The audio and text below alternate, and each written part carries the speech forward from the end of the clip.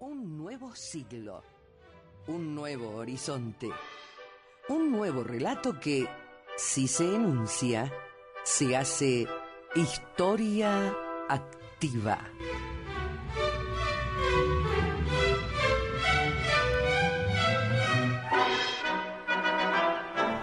Muy buenas tardes, otro día histórico para compartir con ustedes desde el 960 AM de Radio Nacional.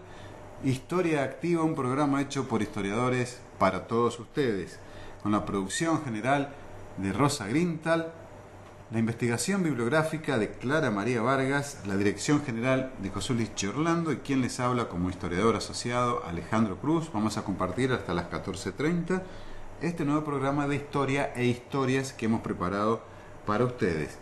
Se pueden comunicar con nosotros a través del 423-3822 o nos dejan un mensaje grabado en el 425-7931. También nos pueden dejar mensaje de texto al celular de Radio Nacional, número 156-515-522. También nos pueden escribir a historia-activa@yahoo.com.ar. Pueden leer nuestros blogs en www.netlog.com/historiaactiva. También pueden escucharnos a través de internet en el sitio www.radionacional.com.ar, emisora LRA6 Radio Nacional Mendoza. Y si también lo desean, pueden solicitarnos amistad en nuestra página de Facebook, donde al día de la fecha, por lo menos hasta ayer a la noche, sumábamos 131 amigos, a los cuales les damos la bienvenida nuevamente.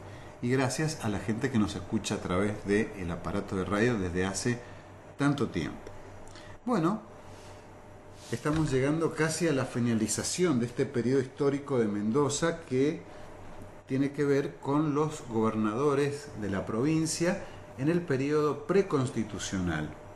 Ayer terminábamos de hablar de el fraile Aldao, que no con vicisitudes había terminado su gobierno en enero de 1845, concretamente el 19 de enero de 1845. Luego de sufrir una larga y penosa agonía, debió renunciar y murió el día 19 de enero.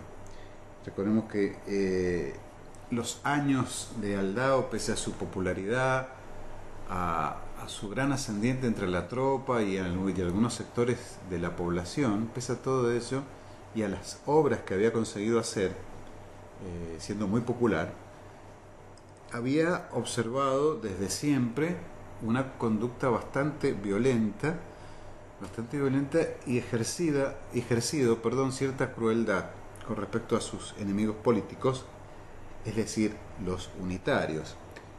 Se hablaba atrocidades de José Félix Aldao el fraile, el hombre que se hizo fraile dominico y sin embargo estaba hecho naturalmente para la guerra, como se observó según lo que charlamos ayer. Ahora vamos a hablar de otro de los gobernadores que tiene que ver con este periodo, que es Pedro Pascual Segura, otro nombre que nos suena a todos los mendocinos. Pedro Pascual Segura es una calle conocidísima del departamento de Las Heras, pero además se refiere al nombre de uno de los gobernadores de la provincia, que fue un militar y político que ocupó el cargo de gobernador de Mendoza en 3 oportunidades. Había sido en su juventud vitivinicultor y ganadero, y en 1824 albergó en su casa al canónigo Giovanni Maria Mastai Ferretti, que era el enviado papal. ¿Quién fue este personaje? Este cardenal, en realidad, más que canónigo, cardenal Giovanni Maria Mastai Ferretti, fue, con el devenir de los años, el Papa Pío IX. Perdón, Pío IX. Me confundí. Pío IX, me confundí con los números romanos. Lo albergó en la casa Pedro Pascual Segura, cuyo segundo nombre era Pedro Pascual Segura Corbalán, y había nacido en el año 1802 en Mendoza. Al estallar la Guerra Civil de 1829 fue nombrado oficial de milicias y participó en la guerra contra la coalición del norte en el año 1841, ascendiendo al grado de teniente coronel en ese año, después de participar de la batalla de Rodeo del Medio, la celebérrima batalla de Rodeo del Medio, que siempre la citamos en estas historias que tienen que ver con la lucha entre federales y unitarios. Por otra parte, Pedro Pascual Segura era pariente de José Félix Aldao y justamente fue electo entre comillas, fue designado a dedo, como se hacía entonces, por la Junta de Representantes para sucederlo el 10 de febrero de 1845. Durante su mandato tuvo un conflicto con el gobierno chileno, de modo que pidió ayuda a Juan Manuel de Rosas, que era, recordemos, el gobernador de la provincia de Buenos Aires, pero el encargado de las relaciones exteriores de la Confederación Argentina. Pedro Pascual Segura era, en definitiva, un hacendado y militar educado, pero de carácter firme, y le dio a la provincia de Mendoza un gobierno ordenado, después de estas inútiles crueldades del fraile Aldao. Y de esta manera, siguiendo este patrón de conducta, permitió el regreso de algunos unitarios que estaban exiliados, mayormente en Chile. En el año 1847 escribió al Papa para solicitarle que erigiera una diócesis en su provincia, nuestra provincia, que en esa época dependía de la diócesis de San Juan, de la provincia de San Juan. Sin embargo, Bernardo de Irigoyen, que era el embajador argentino en Chile, que estaba residiendo aquí en Mendoza, organizó un golpe de Estado por el cual Pedro Pascual Segura fue depuesto el 4 de abril de 1847 y reemplazado por un oscuro comandante local cuyo nombre era Alejo Mallea. Pedro Pascual Segura se retiró a una finca en los alrededores de lo que era Mendoza entonces y no fue molestado. Imagínense que si se fue a una finca de los alrededores de lo que era Mendoza, no se tiene que haber ido muy lejos de lo que hoy es Mendoza. En esa época irse lejos era irse más allá de la Alameda, era irse de la Alameda hacia el oeste, o de la Alameda, donde hoy es la calle Corrientes, aproximadamente hacia el norte. Más allá de eso no se podía ir la gente. Y es verdad, habían fincas, numerosas fincas. Así que me imagino que don Pedro Pascual Segura Corbalán se tiene que haber ido a alguna de sus fincas, que no debe haber pasado más allá de la quinta, de la sexta sección de la capital, ¿no? Estamos hablando. Al llegar a Mendoza la noticia de la batalla de Caseros, la legislatura provincial o junta de representantes decidió que Mallea estaba demasiado identificado con el derrotado caudillo porteño, por lo que, haciendo las cosas bastante rápidas por lógica y práctica, lo depuso en su cargo. En su lugar eligieron nuevamente a Pedro Pascual Segura, que en sus documentos oficiales dejó en claro que consideraba que estaba continuando su primer gobierno. Una lógica bastante entendible, ¿verdad? Lo depusieron por un golpe de Estado sin dejarlo terminar el periodo. Es lógico pensar que luego de 5 años en que fue depuesto, iba a continuar lo que no pudo terminar, por mandato, si no constitucional, por lo menos legal. Por lo menos legal porque había sido elegido por la Junta de Representantes. Muy bien, entonces retomó esa gestión de gobierno el 3 de marzo de 1852. A un mes del desarrollo de los acontecimientos de Caseros, en donde fue vencido Rosas. Pedro Pascual Segura, como gobernador, firmó el Acuerdo de San Nicolás y poco después la legislatura lo ascendió al grado de general, que estuvo mucho mejor que José Félix Aldao, que se autoascendió a general él mismo, ¿sí? Llevó adelante un tipo de gestión moderada, que en definitiva era como le gustaba hacerlo, a pesar del carácter firme y férreo que tenía. Prohibió el uso de los símbolos partidarios del federalismo, adoptando nuevamente a la bandera nacional como única enseña que debía ser usada en la provincia. Colaboró en la reposición en el gobierno de San Juan del general Nazario Benavides, que había sido depuesto. Estas innumerables idas y venidas de Nazario Benavides después van a desembocar en la batalla de Pavón, en 1861. Así que estos vaivenes del gobernador sanjuanino y los apoyos que recibía por parte de Mendoza y los ataques que recibía por parte de Buenos Aires serán una costumbre durante toda la década de 1850 y terminarán con la muerte de Benavides en 1861, y a su vez desembocará en el combate final entre unitarios y federales a nivel nacional, que tendrá lugar en los campos de Pavón en 1861, cuando Urquiza se vaya, se tome el buque, se las tome, se pire, como quieran decirlo, y deje a los federales a merced de Buenos Aires. Bueno, y es así también que autorizó la entrada de moneda de cobre chilena. En su tiempo se estableció una nueva imprenta del Estado.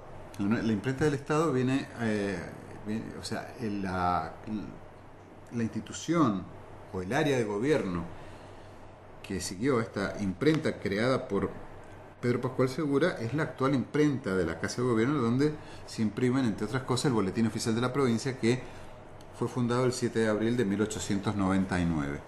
Aún hoy se sigue imprimiendo todos los días. Bien.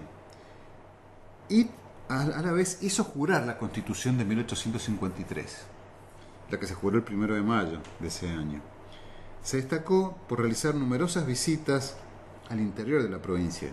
Me imagino que si se destacó por esto es porque sus antecesores jamás lo habían hecho.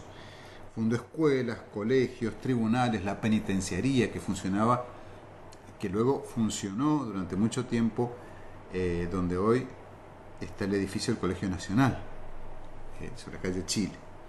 Hizo sancionar la primera Constitución provincial y renunció a fines de 1855, llamando a elecciones. Y el 22 de febrero de 1856 entregó el mando a su sucesor, Juan Cornelio Moyano. Se trasladó luego a Paraná, que era, recordemos, la capital de la Confederación Argentina, donde prestó servicios militares y diplomáticos a los presidentes Urquiza y Derqui. Volvió a Mendoza para prestar ayuda tras el terremoto de marzo, el 20 de marzo de 1861. Y durante la crisis que culminó en la batalla de Pavón y la invasión de las fuerzas porteñas a las provincias del interior, se mantuvo prescindente en materia política. El hombre no quería problemas. Fue ministro de gobierno del gobernador Luis Molina y luego del gobernador Carlos González. Cuando este pidió licencia para atender sus negocios, lo reemplazó interinamente poco más de 3 meses, desde el 29 de noviembre de 1864 hasta febrero de 1865. Finalmente, Pedro Pascual Segura falleció en Mendoza en fecha incierta. Se supone e infiere que a mediados del año 1865. Rescato algo que queda realmente para la anécdota histórica, y que nos pintan lo que realmente eran las personas de otras épocas. No vamos a caer en el simplismo de que todo tiempo pasado fue mejor. Con los relatos y las crónicas que hemos puesto ante ustedes aquí, obviamente no eran ni mejores ni peores, eran otros tiempos, ¿sí? Pero esta actitud del gobernador Carlos González de pedir licencia para atender sus negocios puede interpretarse de dos maneras. Una, el tipo absolutamente egoísta prefiere manejar lo que le da plata de interés y dejar la provincia a la deriva y se va. O dentro de la visión positiva de esto, que ante problemas acuciantes personales prefiere delegar el mando, resolverlos personalmente y no seguir al frente de la gobernación ganando el sueldo de gobernador que no ejerce porque está atendiendo otras cosas que son particulares. Tiene estas dos visiones. Eso queda a criterio de cada uno pensar qué es lo bueno, qué es lo malo, qué es lo correcto y qué es lo incorrecto. Bien, estamos llegando al final del año casi, y estas historias que nunca antes se han tenido en cuenta, y pocas veces también incluso en las cátedras respectivas que la tienen que dictar respecto de historia regional, historia mendocina, por decirlo más concretamente, nos llena de mucha satisfacción poder transmitírselo a ustedes así llanamente todos los días, y esperamos que sea de utilidad porque este es el último gobernador del periodo preconstitucional. Espero que todos ustedes hayan disfrutado, hayan aprendido sobre todo esta saga de gobernadores que empieza en 1820 con Tomás Godoy Cruz y termina acá con Pedro Pascual Segura Corbalán en febrero de 1856, cuando entrega el mando a Juan Cornelio Moyano, el primer gobernador constitucional de la provincia. Son 36 años azarosos, 36 años de inestabilidad, 36 años de persecuciones políticas, de ejecuciones, de crueldades, de exilios. Son también años fructíferos de obras como las de Pedro Molina. Son 36 años en donde hay personajes como el fraile Aldao, popularísimo pero cruel, de grandes administradores como Pedro Pascual Segura también, y de legislaturas o juntas de representantes que nombran a dedo, pero que era lo que mejor funcionaba entonces, de una provincia aldeana, de una capital aldeana de provincia. En fin, son años interesantes, años muy inestables, años que se cubren de sangre y también de heroísmo en algunos aspectos. Damos fin acá con este segmento de gobernadores de Mendoza preconstitucionales y esperamos que les haya sido de mucha utilidad. Que pasen muy buen fin de semana, cuídense del calor que se viene con todo, hoy ya es un horno Mendoza, esta Mendoza del siglo XXI. Gracias María del Carmen por la operación técnica y nos estamos escuchando, si Dios quiere, el lunes. Muchas gracias. Historia Activa.